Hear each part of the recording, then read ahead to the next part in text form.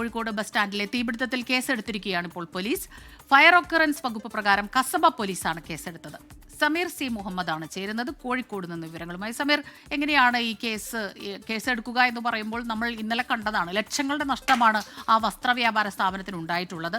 അദ്ദേഹം അവിടെ തകർന്നിരിക്കുന്ന ദൃശ്യങ്ങളൊക്കെ തന്നെ നമ്മൾ കണ്ടതാണ്. ഇതിലിപ്പോൾ കേസ് എങ്ങനെയാണ് വരിക? ആർക്കെതിരെയാണ് ആദ്യം എടുക്കുമ്പോൾ? അത് എങ്ങനെയാണ്, ഏത് വകുപ്പ്, ഒക്കറൻസിന്റെ വകുപ്പ് എങ്ങനെയാണ് അത് പോകുന്നത്?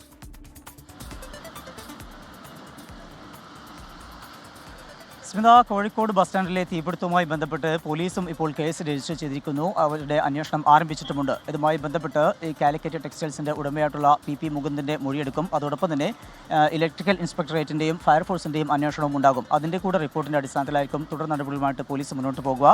ഫയർ ഒക്കറൻസ് വകുപ്പ് പ്രകാരമാണ് ഇപ്പോൾ കേസ് രജിസ്റ്റർ ചെയ്തിരിക്കുന്നത്. നമുക്ക് ഇപ്പോൾ ദൃശ്യങ്ങൾ കാണാം. ഇന്നലെ വൈകിട്ടോടു കൂടെയാണ് ഈ ഒരു തീപിടുത്തം ഉണ്ടായത്. വലിയ രീതിയിലുള്ള നാശനഷ്ടം ഇതുമായി ബന്ധപ്പെട്ട് ഉണ്ടായിട്ടുമുണ്ട്.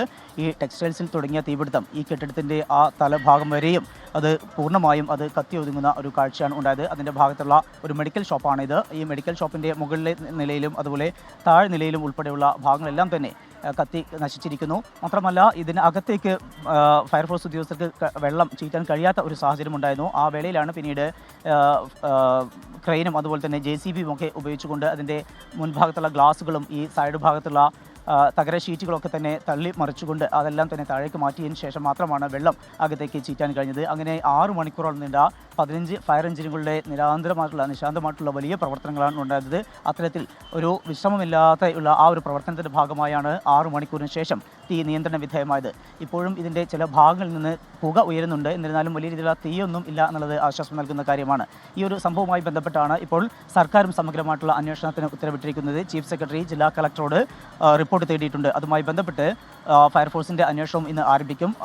വൈകാതെ തന്നെ ജില്ലാ ഫയർ ഓഫീസറുടെ നേതൃത്വത്തിലായിരിക്കും അന്വേഷണ സംഘം ഇവിടെ എത്തുക. വിശദമായിട്ടുള്ള പരിശോധന നടത്തും. പ്രാഥമികമായും ലഭ്യമാവുന്ന വിവരം ഒരു ഷോർട്ട് സർക്യൂട്ടാണ് എന്നുള്ളതാണ്. ഈ തുണി വ്യാപാര കടയുടെ ഭാഗത്ത്, അതിൻ്റെ ഗോഡൗൺ ഭാഗത്ത് ഷോർട്ട് സർക്യൂട്ട് ഉണ്ടാവുകയും അത് പിന്നീട് വലിയ രീതിയിൽ അത് തീയായി പടർന്ന് വ്യാപിക്കുകയുമായിരുന്നു എന്നാണ് പ്രാഥമികമായിട്ടുള്ള വിവരം. എന്നാൽ അത് എങ്ങനെയാണ് ഉണ്ടായത് എന്നുള്ളത് ഔദ്യോഗികമായിട്ട് സ്ഥിരീകരിക്കേണ്ടിയിരിക്കുന്നു. അത്തരം കാര്യങ്ങളെല്ലാം ഒരു വ്യക്തത ഇന്ന് ഉണ്ടാകും എന്നാണ് മനസ്സിലാക്കാൻ കഴിയുന്നത്.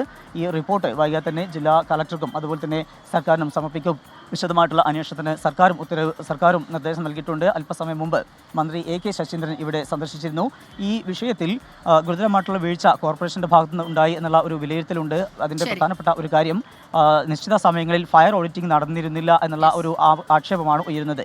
അത്തരം ഒരു സാഹചര്യം മാത്രമല്ല, ബസ് സ്റ്റാൻഡിലെ തീപിടുത്തത്തിൽ ഇപ്പോൾ കേസെടുത്തിരിക്കുകയാണ് പോലീസ്. ഫയർ ഒക്കറൻസ് വകുപ്പ് പ്രകാരം കസബ പോലീസാണ് കേസെടുത്തത്. സമീർ സി മുഹമ്മദ് വിവരങ്ങൾ നൽകുകയായിരുന്നു.